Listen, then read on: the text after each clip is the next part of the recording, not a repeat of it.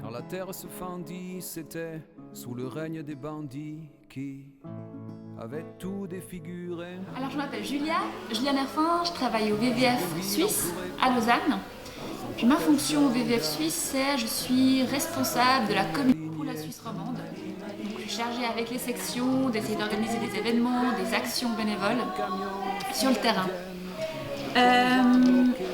Aujourd'hui, c'est un événement qui a été initié par la Casona Latina, que je remercie chaleureusement. Ils sont venus vers nous, nous dit oui, voilà, on a une idée, on aimerait allier danse, protection d'un animal, et puis on est tombé d'accord sur le lynx. Pourquoi le lynx? Parce que dans le canton de Vaud, il y a un fort lobbying contre le lynx, malheureusement. Savoir, il y en a à peu près entre 25 et 30 sur le canton de Vaud, 160 en Suisse. Il revient, il avait disparu au 19e, 20e siècle, il revient maintenant, on l'a réintroduit progressivement. Et on s'est dit qu'il fallait absolument commencer de notre côté une campagne pour cet animal magnifique qui a le droit de vivre dans nos forêts, tout comme les chasseurs ont le droit de chasser, de réguler la faune. Je pense que chasseurs et lynx ne sont pas incompatibles, ils peuvent vivre ensemble, il faut juste trouver un peu le pourquoi, comment le faire. Pour ceux qui ne connaissent pas le lynx, d'abord qu'est-ce que le lynx? C'est un grand félin, magnifique, discret, mais pas craintif, curieux. Souvent, quand les promeneurs tombent dessus, le lynx va les regarder et va s'en aller lentement, mais sans hâte.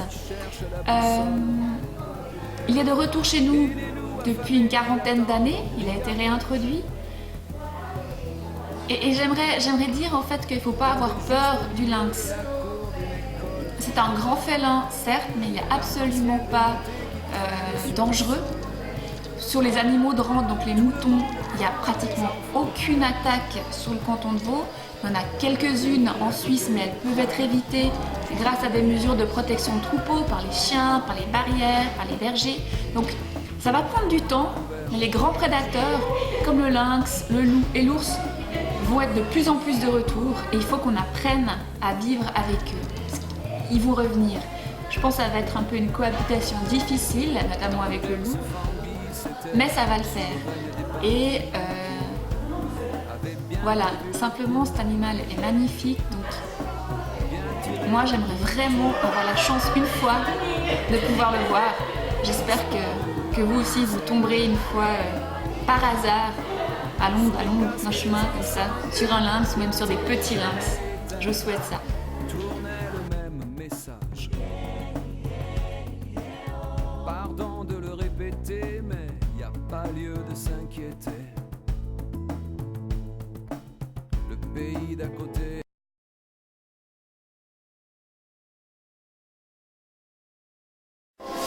Un, deux.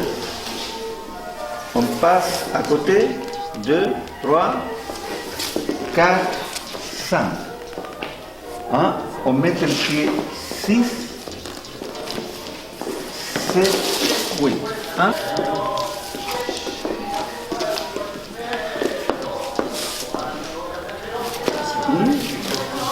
Tu fais la même chose que 1, 2, 3, 4, 5, 6.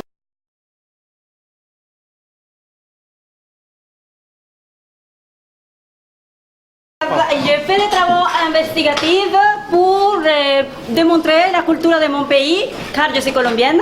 On fait des cours et on est toujours à l'heure pour pouvoir montrer sérieusement et avec beaucoup d'estimation ce que nous venons ce qu'a devenu notre culture à travers le temps. La danse que je vais vous montrer maintenant s'appelle cumbia. La cumbia, c'est la danse la plus connue dans ce moment dans le monde entier. La cumbia est partie de la côte atlantique colombienne et puis elle a fait un bel chemin, même qui son origine c'est la côte atlantique colombienne. Maintenant on trouve cumbia péruvienne, cumbia vénézuélienne, équatorienne, mexicaine et puis définitivement chaque pays a son petit apport ou sa petite façon de la danser et de la faire.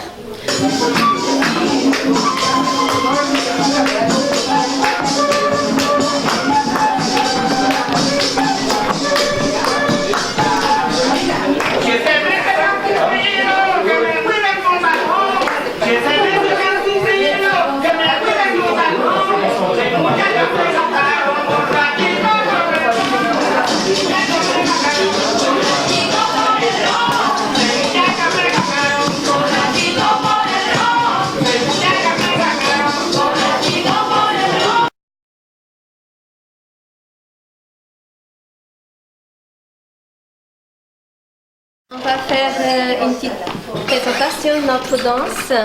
On a deux styles de danse différentes. La première, c'est la danse orientale. La danse orientale vient du Moyen-Orient. Le deuxième style, c'est la danse tribale ATS.